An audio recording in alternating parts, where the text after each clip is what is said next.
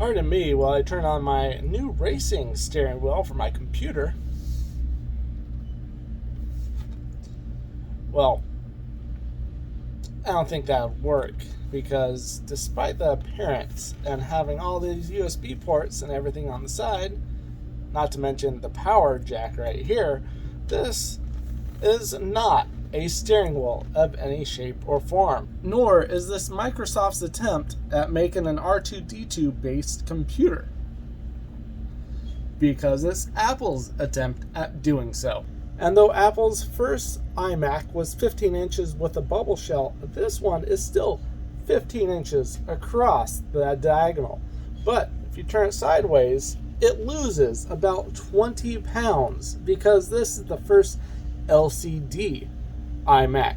The first generation iMac being the Dome CRT version. It comes with an optical drive on the inside with a slot that pops out. There's nothing actually in here aside from the display, because everything else is in the base. This one came with an Apple G4 based 800 megahertz processor, 256 megabytes of RAM, and 60 gig hard disk drive, the 3.5 inch version. And what made this guy special, other than its form factor, was you could tilt it, and you could tilt it, and you could tilt it, and you could swivel it, and you could tilt it, and tilt it, and swivel it, and swivel it, and tilt, tilt, tilt, swivel, swivel, swivel, tilt, tilt, tilt, tilt, tilt, tilt, tilt, tilt, swivel, swivel, swivel, swivel, tilt, tilt. Now, while R2 here is severely out of date today, this was the second generation iMac, and it became available in not only a 15-inch model, but a 17-inch and a 20-inch model by the end of 2003. It also came with rounded speakers on the side, which look cool. And then Apple started coming out with these behemoths. This guy actually weighs more than the other guy does. This is the G5 iMac, which Apple actually started producing Intel-based ones shortly after. This one's pretty thick, pretty heavy, but a lot easier to access than this light guy right here. Man, I like you being so light and swivelly and tilty and tilty. Now, unfortunately, this guy does not actually work. I've just pulled the data off of it for the client.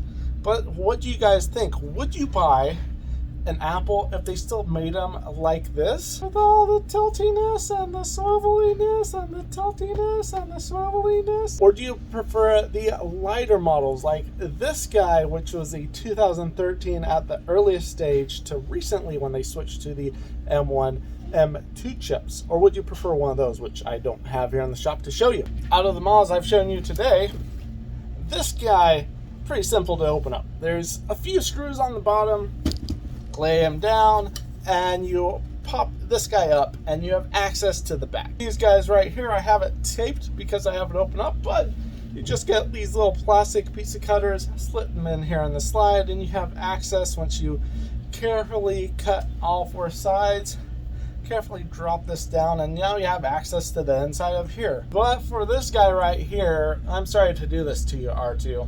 You're going through its butt. You have 4 screws around the side here. Pull out the bottom plate with all the model info, wireless card, and easy RAM access. But then you have multiple hex bits or torque bits. And with the torque bits out, we can now start the colonoscopy.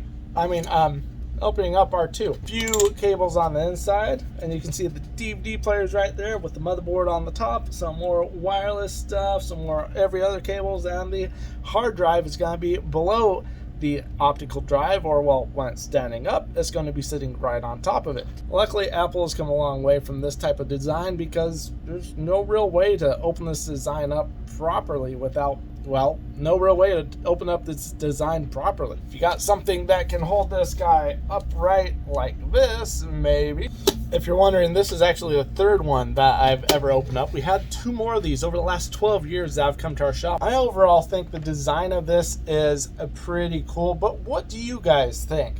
Your responses in the comments below. If you enjoyed this video, go ahead, hit that subscribe button.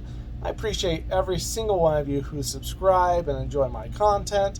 Come back for more computer content or for ultimate frisbee content or even disc golf content. Yes, I do some disc golf here and there. This has been Lance, the Ultimate Postman. I hope you guys are having a fantastic new year so far. Catch you guys later.